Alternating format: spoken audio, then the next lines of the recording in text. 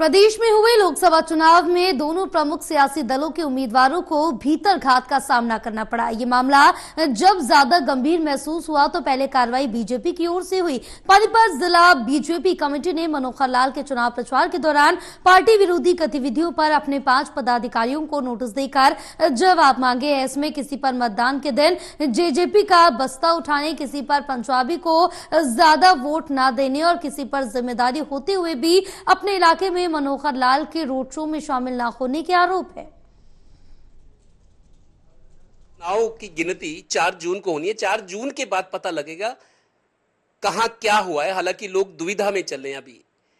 इसी दौरान बीजेपी में और कांग्रेस में ये लगातार चीजें सामने आई हैं कि पार्टियों में, दोनों पार्टियों में भीतरघात हुआ है।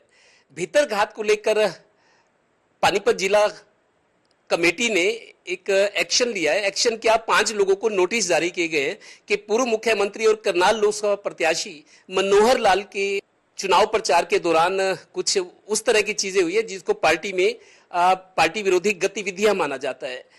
पूर्व जिला पार्षद और पानीपत बीजेपी कोर कमेटी के मेंबर देव मलिक हमारे साथ हैं। मलिक साहब, 5 लोगों को नोटिस जारी हुए हैं। कौन कौन 5 लोग हैं और क्यों नोटिस जारी हुए हैं? ऐसा है, मुझे 5 लोगों के सबके नाम नहीं पता। तो ये नोटिस 28 तारीख को मेरे को भी मिला है। मुझे अपना पता है कि मेरे को मिला है और आज उसमें जो 3-4 नाम उसमें लिखे वही नाम है जी। आपको जो नोटिस मिला है, क्या लिखा गया है उसमें और जवाब कब तक मांगा गया था? उसमें क्या था कतूरिया जी, उसमें एक सामान्य सी चीज़ थी।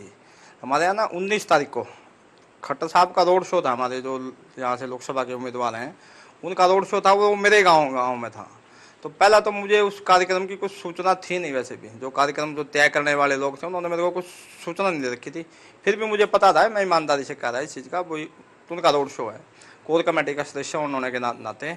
लेकिन पार्टी द्वारा मेरी ड्यूटी लगाई गई थी, भाई प्रशासन के साथ कोई भी इलेक्शन से संबंधित कोई भी मीटिंग होगी ना, उसमें मेरे को जाना था। तो 19 तारीख को ही वो एक ईवीएम की रैंडमली चेकिंग की मीटिंग थी।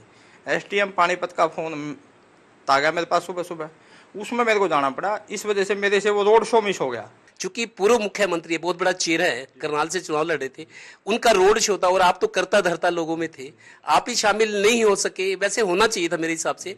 आप शामिल नहीं भी हो सके तो एसडीएम साहब से रिक्वेस्ट कर लेती, थोड़ा सा आगे पीछे करते, क्योंकि मनोहर लाल जी का रोड शो है ना जी। मैंने ना कई बार मैंने प्रयास किया, यहाँ ईवीएम की रैंडमली चेकिंग के दौरान मैंने कई बार प्रयास किया बीच से निकलने का, लेकिन वो प्रशासन की देरी की वजह से वो कार्यक्रम डिले हो गया और इस वजह से हमारा का अपना एक ये समझ लो कि कमजोरी, समझ लो मजबूरी के कारण से मुझे रहना पड़ा इसमें। लेकिन आपको लगता है जो जवाब आपने दिया है पार्टी संतुष्ट हो जाएगी, आपको क्लीन चिट मिलेगी?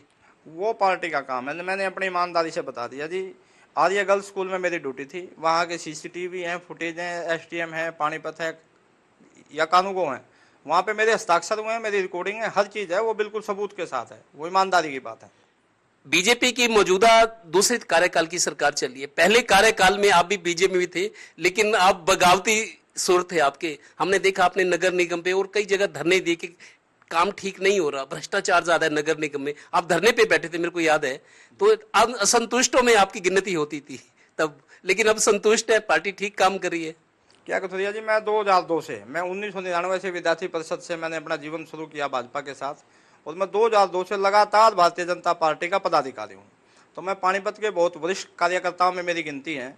और मैं फिर भी हमारी जिम्मेदारी है, देखो मेरी जिम्मेदारी है पार्टी में, जनता में जो पार्टी की छवि है, या पार्टी में जो दाएं बाएं से लोग कुछ आगे गलत लोग आगे थे, वो उन्होंने जो पार्टी का माहौल खराब किया, पार्टी में पार्टी की जो छवि को जनता में जो उन्होंने दूषित किया, उनके खिलाफ थी मेरी आवाज, और वो मेरी आवाज हमेशा रहेगी। आप खुद किसान परिवार से हो, रूरल बैकग्राउंड से हो, आपको लगता है किसान जो आंदोलन है वो एक मुद्दा रहा इस चुनाव में, उसका असर रहा है?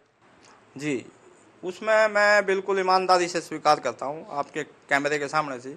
मैं खुद भी किसान हूँ, आज भी किसान हूँ, और मैं इसी व्यवसाय से जुड़ा हुआ व्यक्ति हूँ।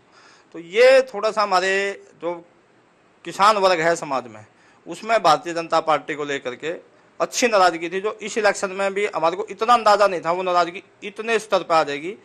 वो कहते हैं ना, बीती ताही बिसार दे आगे की सुध ले। 100 दिन के अंदर विधानसभा चुनाव भी है। पहले भी कहा, अभी आपने एक बात याद दिलाई, आपके दर्शकों को आपके माध्यम से बात ये मैसेज गया कि मैं पहले भी जो भी गलत काम है उसके खिलाफ आवाज उठाता रहा हूँ। इस बात भी आप उम्मीद करो, जैसे पार्टी की कोई समीक्षा बैठक हो गया, कुछ भी होगा, हम बताएंगे जो जो चीज़ें हमारे को देखने को मिली, जो जो कमियां देखने को मिली, चाहे हमारे विधायकों में मिली, चाहे हमारे अन्य नेताओं में मिली।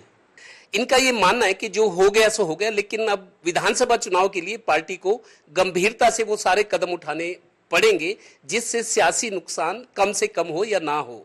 सहयोगी श्रीनिवास के साथ Devendra Kathoria, total news, Panipat bureau.